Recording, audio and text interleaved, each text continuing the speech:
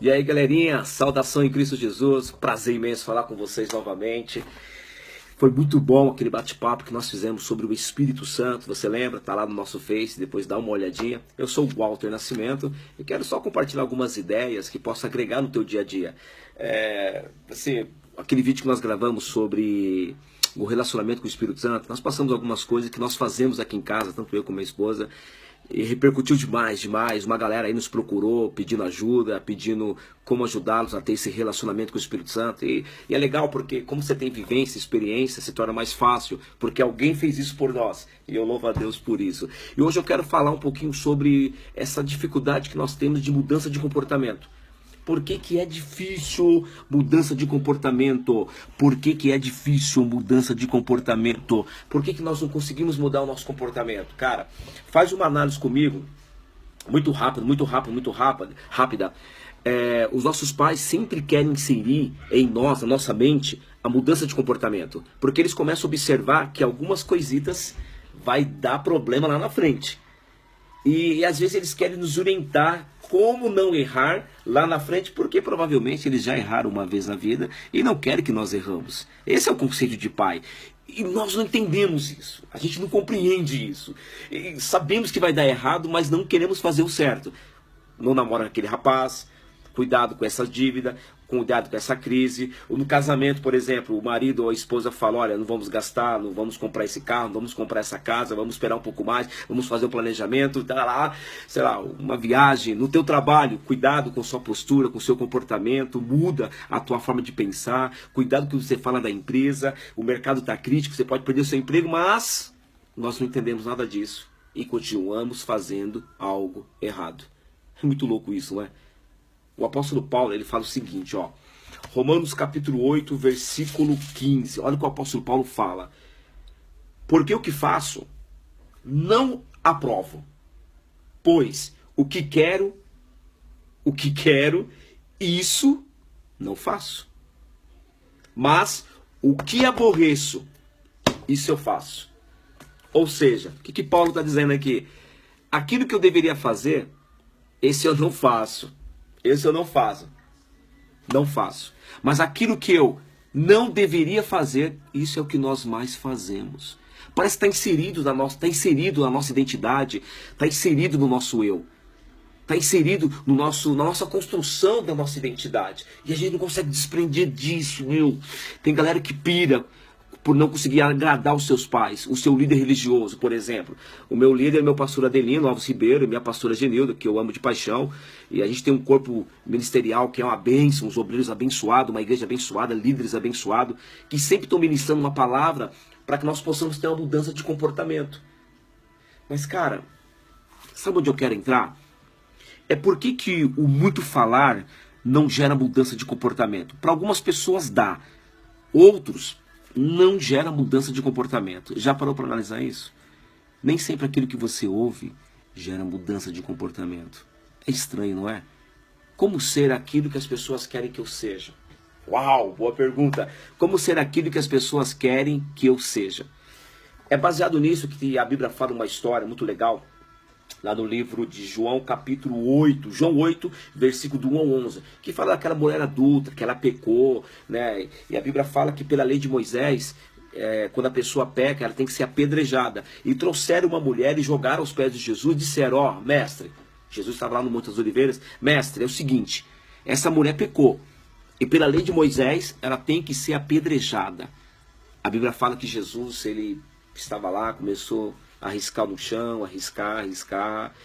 Jesus poderia falar assim para eles, ó, poxa, vocês nunca pecaram, ela pecou, ela errou, o pecado está condenando ela está vendo o quanto ela errou, a sociedade a reprime, a sociedade a condena, mas o muito falar às vezes não gera efeito. Não estou dizendo que você falar não vai mudar a vida da pessoa, escuta só o que eu vou te dizer. A Bíblia fala que Jesus simplesmente fez o seguinte, ó, João capítulo 8, versículo 1 ao 11. Aquele que não tem pecado, que atire a primeira pedra.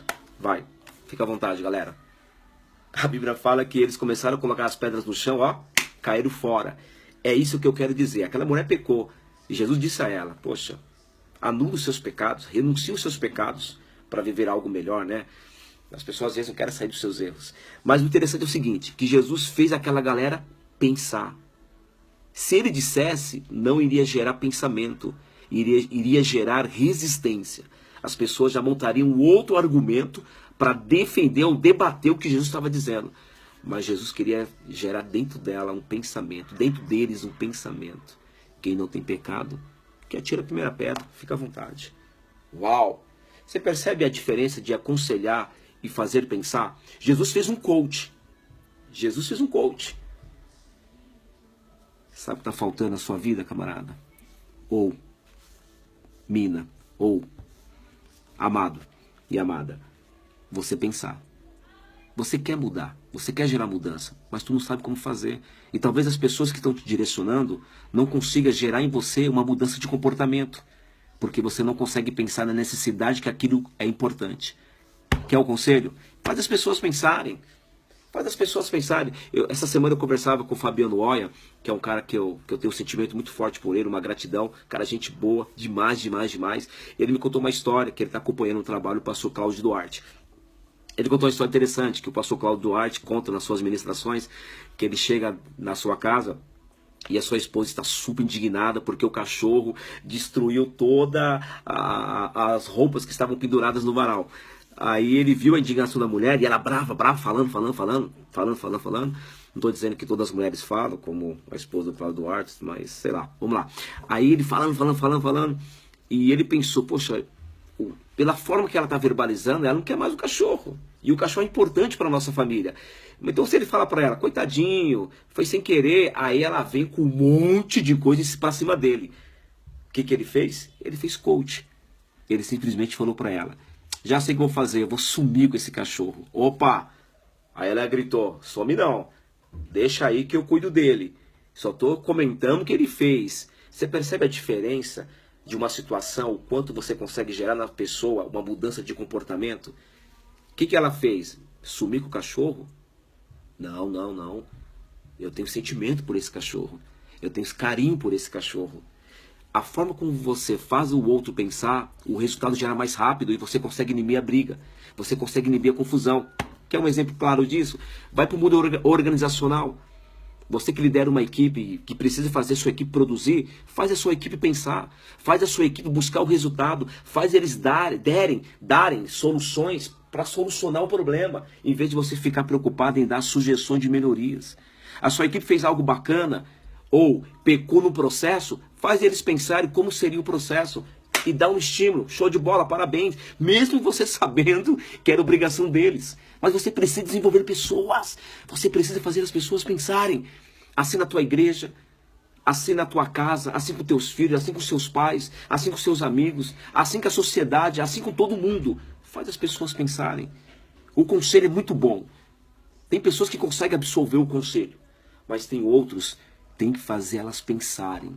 Se não fizer pensar, não gera sentimento na alma. E sem sentimento, as pessoas não conseguem ter a necessidade de mudança de comportamento. Tem um livro bacana, que eu já falei dele, falo de novo, que aqui, ó, Ezequias Anacleto, depois vocês procurem no Face, Ezequias Anacleto, lá na página 30, ele fala uma coisa interessante. Página 30, parágrafo 2. O ministério poderoso que o Senhor nos deixou é intercessão, a função socorrista no reino. A intercessão é o ato de misericórdia que alivia a dor do sofrimento alheio. Sabemos que a oração do justo pode muito em seus efeitos. E interceder é uma categoria de soldado primaz no reino de Deus. O que eu estou dizendo para vocês? Existem várias formas de nós intercedermos pelas pessoas. É na oração, é no jejum, é na palavra. Mas fazer elas pensarem também é um processo de intercessão. É fazer com que elas mudem o seu comportamento. Você está entendendo o que eu estou dizendo?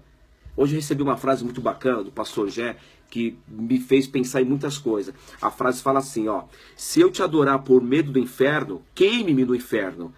Se eu te adorar pelo paraíso, exclua-me do paraíso. Olha que louco. Mas se eu te adorar pelo que tu és, não esconda de mim a tua face. Rábia, 800 anos depois de Cristo. O que essa frase está dizendo?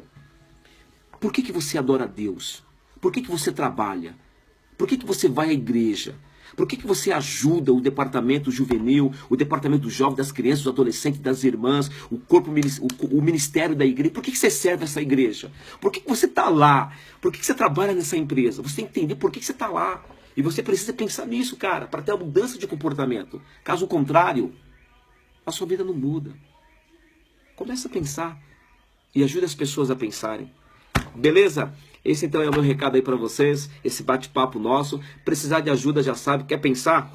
Pode nos procurar, é o que nós mais fazemos, é fazer as pessoas pensarem. Esse é o nosso segredo. Tanto eu como minha esposa, nós temos um ministério que o Senhor nos deu, que é fazer as pessoas pensarem. É gerar nas pessoas maturidade comportamental e maturidade espiritual. Quando a pessoa começa a identificar quem ela tem uma mudança de comportamento muito mais rápido, porque ela precisa alcançar o ideal. O falar, nem sempre gera o efeito necessário. Entendeu, pai? Entendeu, mãe? Entendeu, líder religioso, líder organizacional? Entendeu aí, galera? É isso aí. Bate-papo com vocês. Obrigadão pela atenção. Beijão e até mais. Fui!